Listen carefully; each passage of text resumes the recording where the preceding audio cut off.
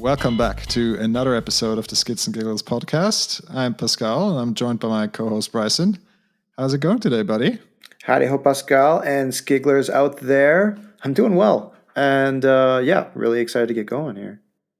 All right. Well, we just got done recording with Ramona Kupferschmied. What were your impressions?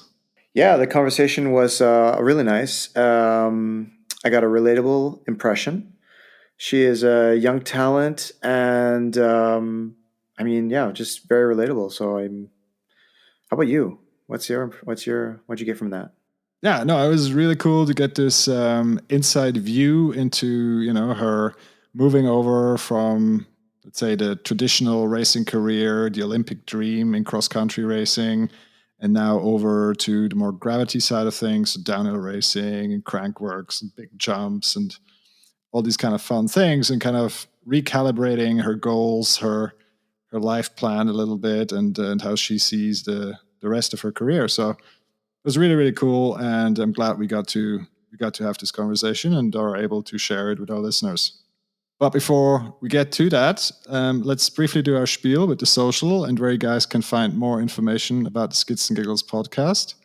We are currently most active on our Instagram, where you can skid right into our DMs and follow along at Skids and Giggles. And you can find our website with all the relevant links and info under the URL skidsandgiggles.com.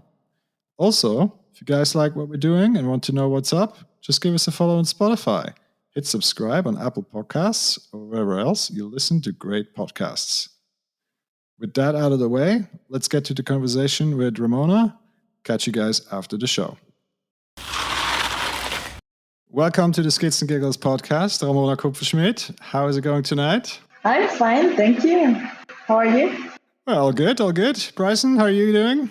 Just dandy. Well, tonight, before we start with the serious questions, we want to check back in with a question we had in a previous recording, and it was, now that we have someone that can really judge the question of what is more difficult, racing downhill with an XC bike or racing XC with a downhill bike, with someone that knows both worlds. So Ramona, what is your take on this question? I think it would be more difficult to race an XC race with a downhill bike because it would be too heavy at first, and you can't shift enough. So you need to have massive legs to push all these watts, or the chain is going to break. I don't think this will work out. Okay, but what if we add some lockouts? Does it then work if you can lock out the suspension, or would that not change it? Is it still too heavy? Too heavy. Everything is too heavy in XC. Okay, but if now that you know how it is to race downhill, how do you think would a typical cross-country bike, how would that feel on a downhill track? Would you race with a hardtail or a full suspension bike? No, you're allowed to full suspension. To be honest, this would be a really fun race, I guess. Because you can really fuck up your bike. Well, as long as everyone is racing a cross-country bike, I think that should be a lot of fun. It's just if you're the only one, then it's not much fun. Wouldn't it be funny if you race with a cross-country bike and you're faster as some that race with a downhill bike? I think that would be some good commentary. I think too. Okay, well, with that question out of the way, I guess we want to jump a little bit into your history, your background. You've recently changed over from an illustrious career in cross-country to change over more to the gravity side of things, so more downhill, a bit of enduro, a lot of big air and jumping. So the real question is, how did you get into mountain biking in the first place? So how did it all start? I remember being on holidays with my parents, and we were doing some tours with our bicycles. My dad always rode his bicycle quite often at home, and he did some marathon races. And I was really catched by the technical stuff.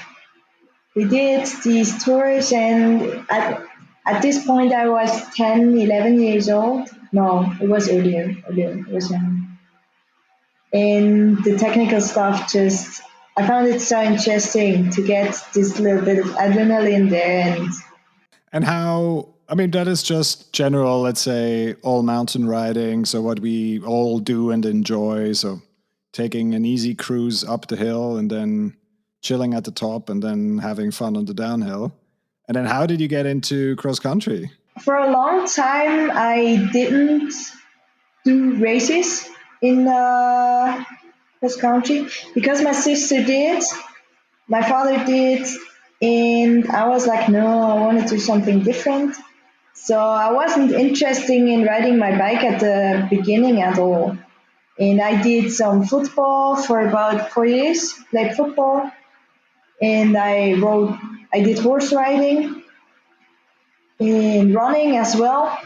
But that wasn't something for me because I always got pain in the stomach, when you run. And then I started discovering mountain biking anyway. And then I did the first few races, and I was good, really good. Well, I mean, you say, well, you were pretty good. I think you were very good. So if you look back on your cross country career, so what were kind of your highlights? What are you really proud of that time? I think one of the highlights for sure was the U17 Swiss Championship. I won. So that was really I trained a lot and I invested a lot for this title, and this was like really cool to get.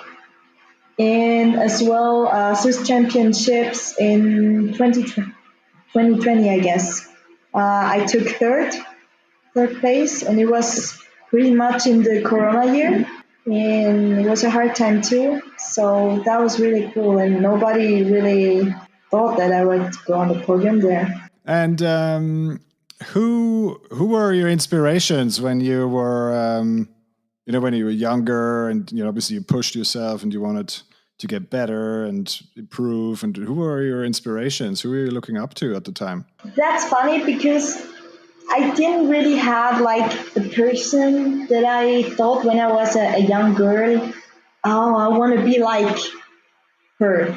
I didn't have like this idol. I just did my thing or did what I wanted to. So it's all like your inner motivation and like you drive yourself. Oh wow, okay.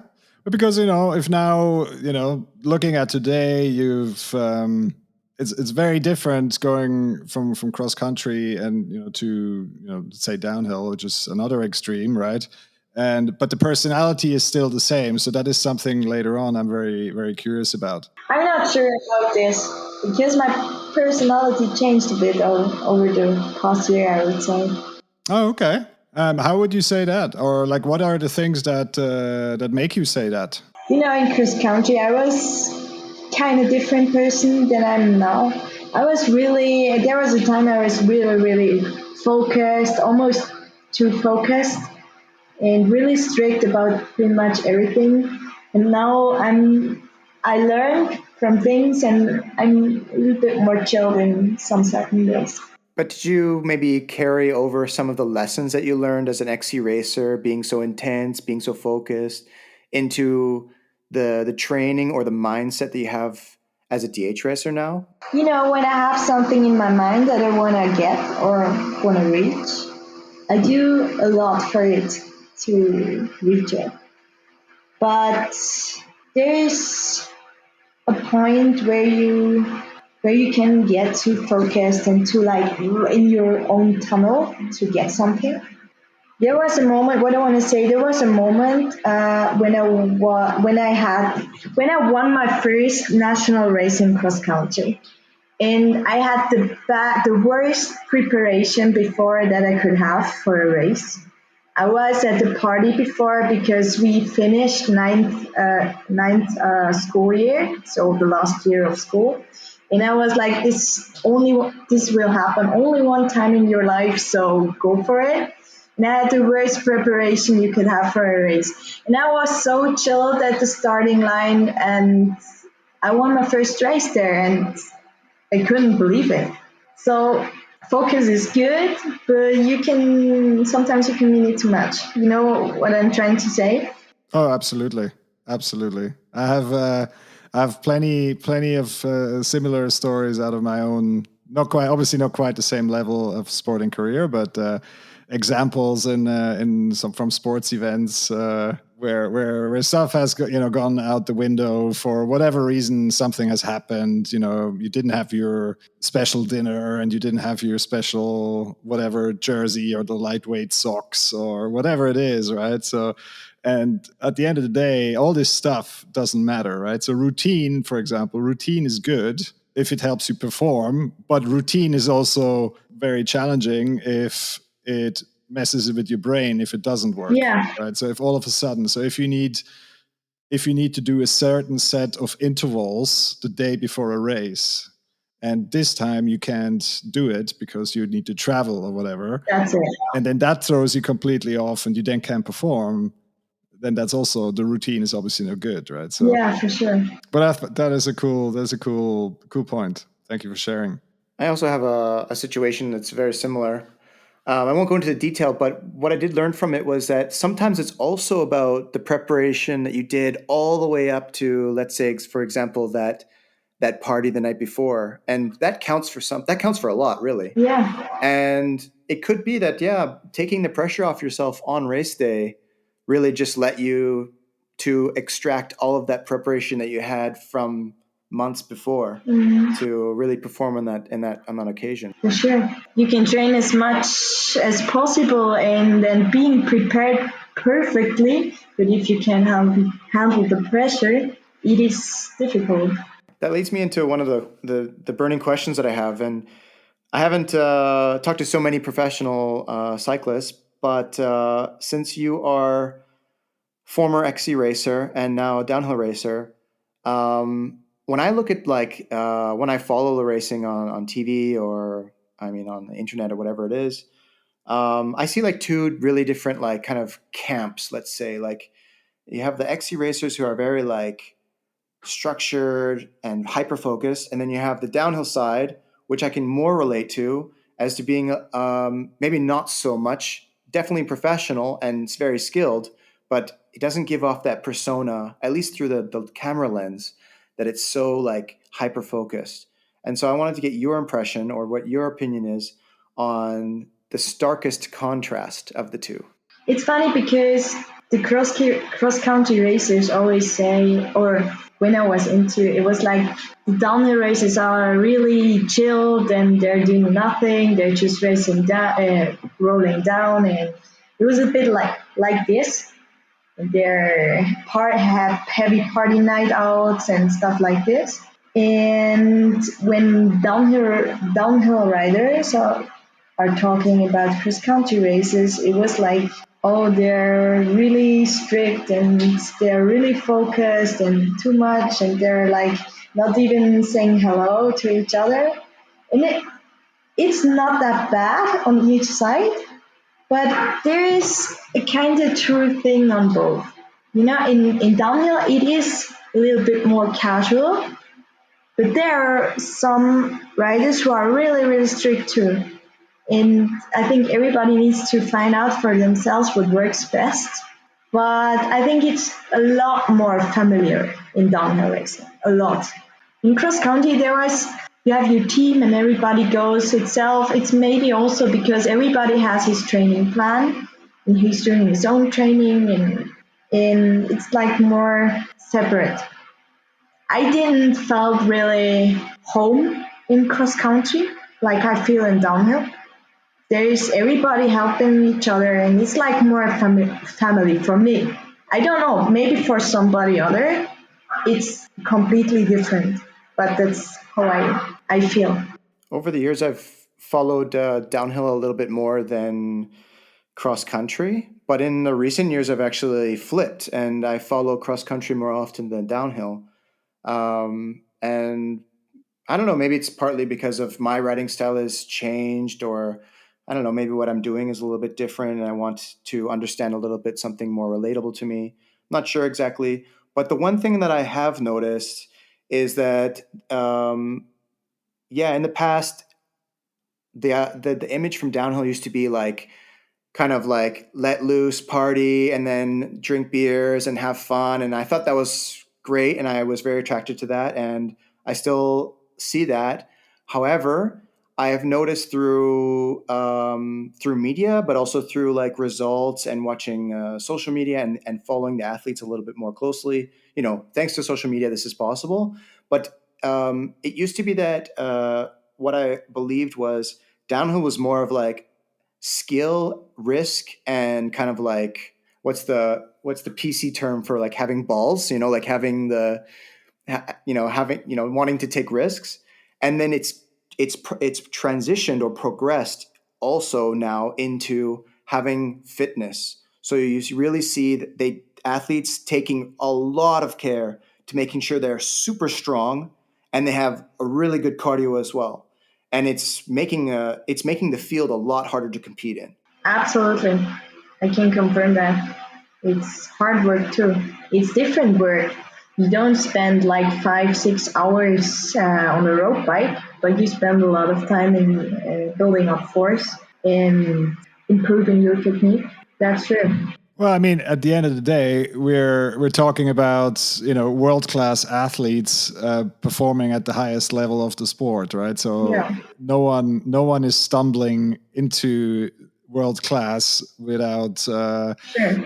doing his homework, right? And then if you look at some of the, let's say, the top 10 downhill teams, let's say on the men's side, right, or well, both genders, right? They have staff, they have physios, they have line guys, they have line timing guys, they have video guys, they have telemetry guys, they have, I listened to a podcast today.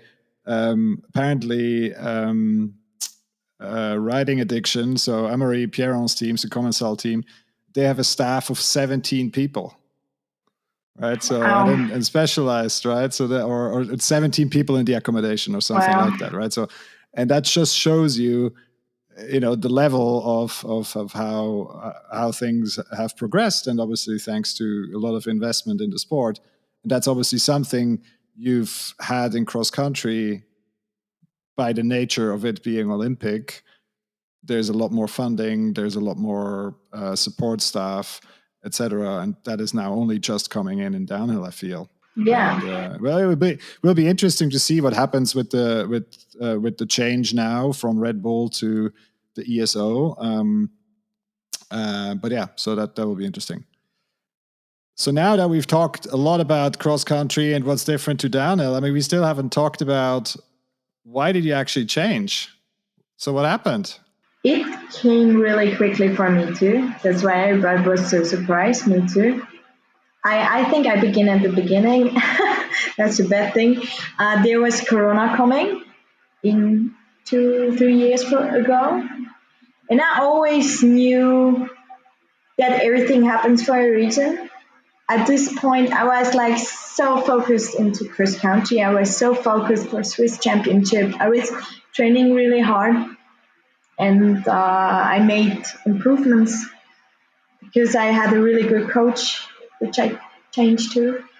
And Corona came, a lot of events and races got cancelled. And I started to go. I certainly had a lot more time, and I started to go for some fun rides with some friends. What I never did, because that's what I said at the beginning. If you ride with somebody else, you can't ride your perfect amount of watts. I started doing that and really enjoyed it. And I was always good in the technical stuff as well as in the cross country World Cups. I was always loving technical stuff. That's why I loved Mount St. Anne so much. Yes, and I started doing that and more and more and more. And there were days I was almost living on my bike because I had 2 trainings, normal for cross country. And after these 2 trainings, I went for a ride out with my friends. And this was a crazy time. It was really crazy time. I was spending my life in the saddle. But that was one of the best time in my life because I was so stuck these years in in a world, and then you close up your eyes and there you see that there is a lot more stuff going on and different things, and you enjoy it. It was amazing time. And I started also doing jumps, which I was very afraid from at the beginning. In 2016, I had a bad accident about a drop in Lenterheide with my hardtail when I also was just riding for fun in the bike park. But in when World Cup of Lenterheide was there, I was a bit riding there, and I had a really bad accident where I damaged my face. I had lips like really bad, and I damaged my liver. And then I had big fear of drops. Still have fear of drops. I don't like them at all. Don't really like them. And I started doing it step by step, higher, longer, bigger with my friends. And I started really enjoying it. What was your first race? It was last year in Austria. It was Austrian Championship there. In I don't know, something with K. Must have made an impression. Yeah, it was really funny because I went there. It was like 8 hours, like for a really small race, and all Austrians were like, "Why do you come here? Why do you come here and traveling so long just for this race?" And I was like, I needed to do my first race before I go to Crankworks. Is that where you gained the name Flying Zupfli? I think I gained it in the year where I rode cross country but started doing jumps because my hair were a lot longer than they are now. I bleached them and they started to break, and now they are like a little bit damaged. Okay.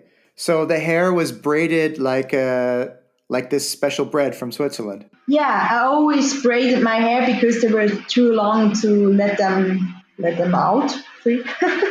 We actually have on that topic, the big drops, the big jumps, first race. We have a number actually of listener questions. We reached out on our socials before the recording, and quite a few of them, they center around confidence, and quite a few were asking, how were you building the confidence to, after that horrible crash, then to go for bigger drops and to go for the big jumps that you're hitting these days? To be honest, I'm not a really very confident person, not at all, really. I just enjoyed it and I just did it. It's as basic as it sounds, but I wanted to do something and I did it. Okay. But did you have like a progression? So you started with smaller jumps and then you worked towards bigger and bigger and bigger. So Yeah, okay. for sure. If you do some small and then you keep on going and always improve your skills and your jumps, I did this jump of this size, I can do this one, and you get a little bit of confidence for sure. For sure. And it's funny because now jumps are looking sometimes so much smaller than it was a year ago. When you look at a jump a year ago, you were like shaking, and now you're like, okay. There you go. So then after that first downhill race, that went well, I assume, and then upwards from there.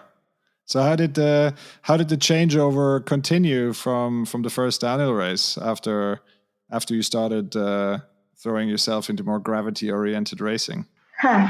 Good question. I think I'm less nervous before the race because last year the cross country background was still pretty close, and now it's a little bit further away, and I'm getting a bit more relaxed because in the end, all it matters to do what you love and being happy, and it's not worth it to do something you don't really like. What I want to say, I don't want to run behind some results. I just want to enjoy myself riding. And it's really changed from last year to this year. Last year, I was more result focused. than now. And that's maybe also why I'm less nervous in the start in the eight. Okay. And I started to work with a coach in last December, which I didn't last year. I had for every years in racing, I had a coach which said me what to do and what to train every day. And last year was the point. I do a year by my own. I just do what I want to do. No coach telling me what to do. If I want to go outside and ride, I do it. If not, I do not. But I started to mention that I needed to build up some force for racing faster because I knew I can go faster, but I don't have the power to it, and this sucked. So I like force training, so I started to work with a coach in December, and I noticed this change for sure. Do you have other people like assembled to support you, like doing track walks or giving you tips on technique, things like that? Most of the time, I go riding with my friends or doing the training the coach says. But track walk, if I have a mechanic with me, I'll probably do it with my mechanic. If not, I'll do it by my own. Yeah, sometimes my parents are coming with me, but the thing is, they did this racing thing over 10 years in cross country. They were at every race. They used all their vacation days to go with me on races. And at some point, you're getting older as well, so it's good to do more stuff by your own.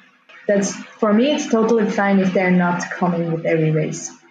Totally fine because I'm now living my life, and it's good that they have the time to live theirs. I mean, how did the people in your corner, so like your family, your sponsors, your friends, how did they react when you told them, it's like, guys, I'm done with this cross country stuff, and by the way, I'm gonna go do downhill now. How did the people around you, how did they react? It was really hard for everybody.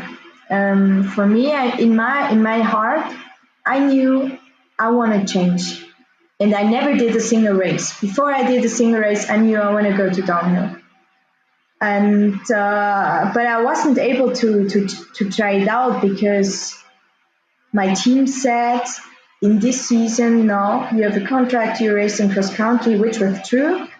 It's a too high risk of you getting injured in the downhill race. I can understand that. But it was really hard because I wasn't really able to maybe try out one race to see if I'm good and if I like it. I mean, I knew I like it, but this was a really hard time. And then in the next year, the planning was to do a 50-50 season. So starting with cross country and the second half of the season doing downhill and enduro and figuring out what I want to do. But in my heart, I exactly knew 1 year ago what I want to do.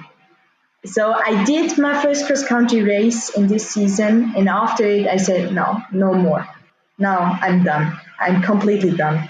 And I had a chat with my team. My parents are also my team, so we had a chat together, and they said all it matters is that you are happy with what you're doing. And I changed. In my mind, I had a lot of things. You know, if you live also this life and you're not full time working, you have sponsors which you have a contract, you have a team, you have parents. It was really hard decision. And I lost some partners. I lost some sponsors when I changed. But every door, when a door closes, another one will open, and it did. So then what was the easiest part about the change? Switching from my 140 millimeter trail bike to a 210 millimeter downhill bike, maybe. Plush. This was really cool moment. Yeah. But like maybe one final thing on the cross country versus downhill. I mean, of course, in cross country, you always have the big dream, the big goal is of course the Olympics, and eventually, rocking up at the next venue in your Swiss national team jersey and riding for Olympic gold, hopefully. What drives you in downhill? Do you have already, because from a personality, of course, you still look for a goal and a result, I would assume, because people change, but not that dramatically. Yeah. So what is the dream? What is the dream in your new career? That's a good question because I was so on this way. I want to go to Olympics. I want to race in an Olympic race. And now I'm like, I just like mountain biking. I just like racing downhill, and I don't care where the race takes place. So I don't care if it's a World Cup or if it's an IXS Cup or a Hot Trail Cup. As long as the trail is sick and I enjoy riding and there are some sick jumps, I'm in. And yeah, I enjoy it. I love it. But goals, I don't really have like, for sure, I want to go to championships, for sure. I want to go to world championships, which didn't work out, unfortunately this year. But I don't know. I don't really have. I want to go faster. I want to do bigger jumps, but I don't have like, oh, I want to win or want to go on a podium in the World Cup next year. If it happens, really cool. Would be nice, definitely. I would love to stand one time on a World Cup podium. I never did. But main goal is really to enjoy riding as long as possible, and that's my main goal. Have you thought about giving back to like the local community or the community in a grander scheme? So like getting involved in coaching or getting involved in like mentorship programs for young Ramonas that are 10, 15 years younger than you are, and to inspire the next generation that maybe also caught up in a traditional racing environment and don't even know about all these things. I'm not that long part of it. I started racing downhill last year, so I still have to figure it out how all it works. It was my first World Cup season, so I still have to figure out a lot. But what I do sometimes, if I'm around, I do some coaching from the bike club, where I also started mountain biking when I was a young kid. Yeah, to me, it sounds like you're sort of like in an exploration stage. Yeah. You're finding your way.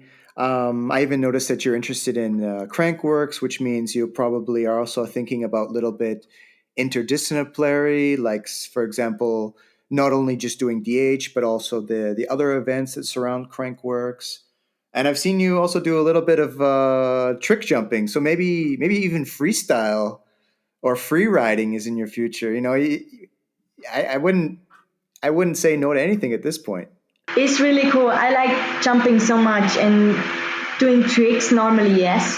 I haven't trained it now a long time because it's another thing with racing. It's sometimes really hard because you want to do big jumps and you want to learn tricks, but you want to also do good in races, and the risk of getting injured, of doing like some free ride stuff, is there. And this I need to figure out how I'll manage in the future because I'll get angry if I get injured for an important race, but I'll also get angry if I'm not really doing what I want to do, If I have to, like in cross country, if I have to cancel things because it's not good for your performance and I don't want that this will repeat like it was in the cross country, that I have to cancel so many things, and because you are in this tunnel and so strict for everything.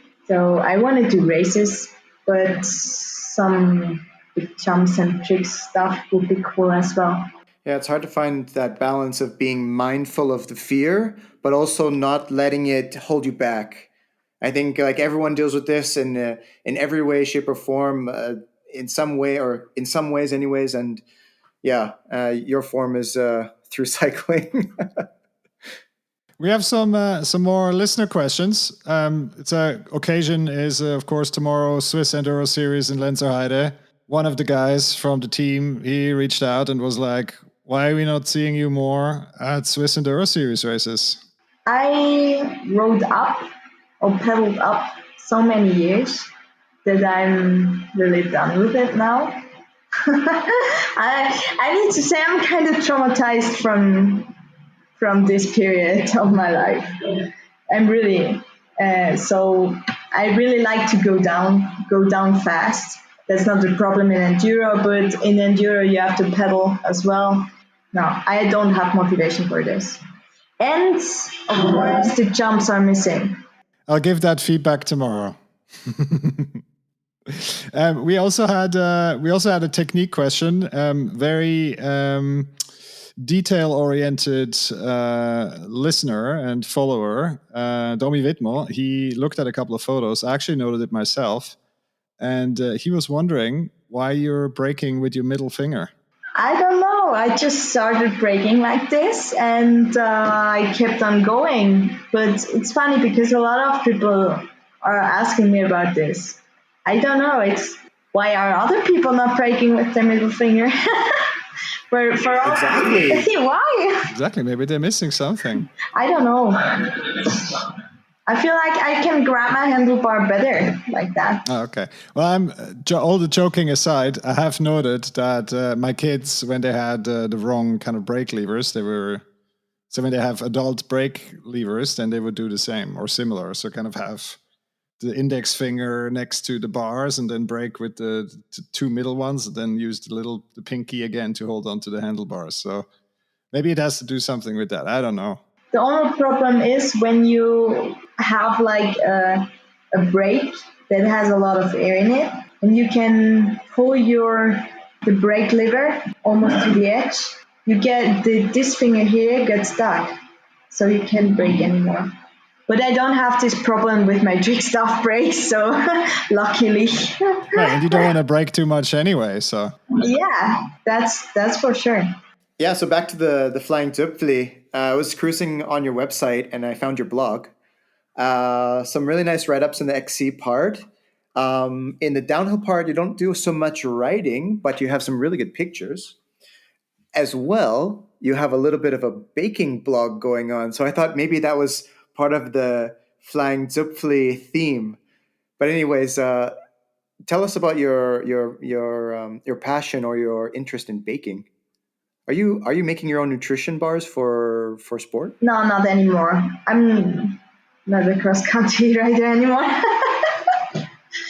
You know, there was a period of time I was really interested in baking and cooking, but my website is the stuff on this is a little bit old, so I'm now on the way to update it. I'm not doing these recipe things anymore. It was in a period of time I was very, very food focused in this cross country thing, like almost everybody is. Food is fuel. Yeah, but you have to consume foods that you feel you are getting food. I like to bake bread. I think it's really relaxing to do the dough. That's really relaxing. I like that a lot. It's good. It's also good for hand strength. Yeah, for sure. But I have now another focus and other things going on, so I'm not doing this very often. Okay. But by the interest in bread, the Flying Zupfli moniker will stand. Yeah, for sure. Wasn't that the team name with your sister at the Enduro 2? Yes, first year. Yes, and the first time we went there. Are you going to do that race again, or? Yes. It's a bit sad that it's at the same weekend like World Cup Val di Sole, but we are going for the fourth time this year, and I decided rather do a really fun, cool event, which I started this gravity thing because the enduro team in Davos was my very first gravity event I did. So I absolutely wanted to do it. And I can do next year so many World Cups. So I'm looking forward to this. Cool. Well, I guess before we wrap it up, I mean what does the future hold for Ramona? What is the plan for the rest of the year and then next year? What are we gonna where are we going to see you? The plan is I have no plan. No, just kidding. I'll definitely do some World Cups again. I would also like to do maybe a free ride event, but sometimes it's hard to get there if you don't have any connections. I think not a lot of enduro, maybe also just enduro team. If it fits in, maybe it's good training. Enduro, I enjoy it a lot. It's cool, but I prefer downhill a lot more. Yeah, that's pretty much it. Maybe some Access Cup as well, like this year. Crankworks. Oh yeah, of course, Crankworks. I love this event. It's cool. Are you gonna do the whole World Series or just the one in Europe? I think the one in Europe, definitely, in Innsbruck. I would one day love to go to Whistler or New Zealand as well, but it's a lot of traveling and I'm also working next to the whole racing and training stuff. So in that moment, I don't really like flying somewhere. I don't know. I prefer staying in Europe and going by car. Understandable if you see the pictures from the different airports globally and stories of lost baggage and Yeah, it's not funny. Believe me, I've been in Mountain Dan 2 times and one time in South Africa. And if you don't have your bike and you go 1 week before the race and you don't have it, that's really sucks. all right, final question or input from a listener is it's almost a bit poking the bear a little bit. Someone was wondering if you're also changing the design of your jersey, or because it still looks quite XC. So are we going to see a more DH fashion jersey next year? It's not me that decides about the final look of the jersey, it's the team that decides. But I said for next year, I would love to change some things. And my parents are like the owner of the team, so I think we can have a discussion there. All right, Bryson, do you have any final thoughts? Yeah, so I noticed on one of the pictures you have posted, just a really small corner of a few pixels worth of image was something on your left shoulder on your back, and it looked like a dream catcher, Yeah, it is. but I wasn't quite sure. Yeah, it was my first tattoo I did when I turned 18. Yeah. And so, what's the symbol of that? I wanted to do a tattoo themed with mountain biking, and I just didn't want it to have normal like just a basic bike. And I was thinking about it a lot, and I designed it by my own with the image I had in my mind, and I was like, a braking disc would be cool in the Dreamcatcher on top, and then some feathers and some stuff in it that has to do with mountain biking. And this tattoo is also I really wanted to do it earlier, but my parents always say when you're 18 you can do it. And earlier I had like a big operation on my left leg. I don't know if you know that. I had like two different size of legs. So my left leg was 3.5 centimeters shorter than my right because I broke it when I was younger and it didn't grow the same way as the other one. And I had to do operation to lengthen it. And I did that, and so I turned 18. I had 3 or 4 months crutches when I turned 18 with crutches, and I had to wait after until I finally could do the tattoo. because I had to inject something that makes your blood less thick, and they don't do tattooing if you inject stuff like this because of the bleeding.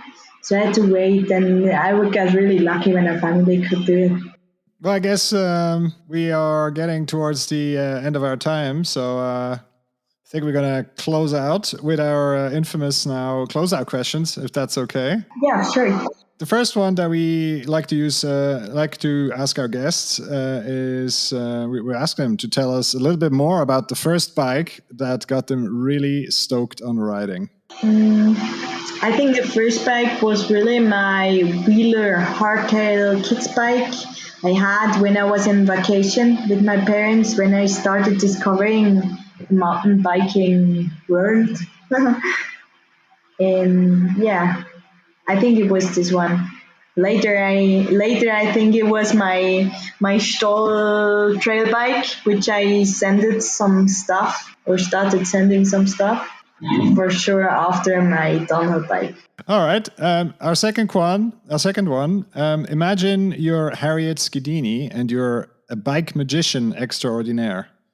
You can make riding a bike more awesome for anyone by the stroke of a magic dropper post. What would you do? Giving everybody the chance to ride a good bike in a good bike parks, because there are people who can afford lift carts or a good bike where you really can enjoy a trail. If you have, a bike you can buy for 50 francs, a bad one, but you can't enjoy a trail like that. So I think a lot more people, or also kids, would go biking if they have the ability to go on a lift or to have a good bike. And it would be cool that everybody could afford it. So we know you as a former XC racer, aspiring downhiller, and a good time haver, which includes a little bit of skids and giggles on the trail. But we want to hear from you. What makes a great skid in the eyes of the flying Zupfli? If you mean it too good and get caught by the ground, maybe. Nah, just kidding.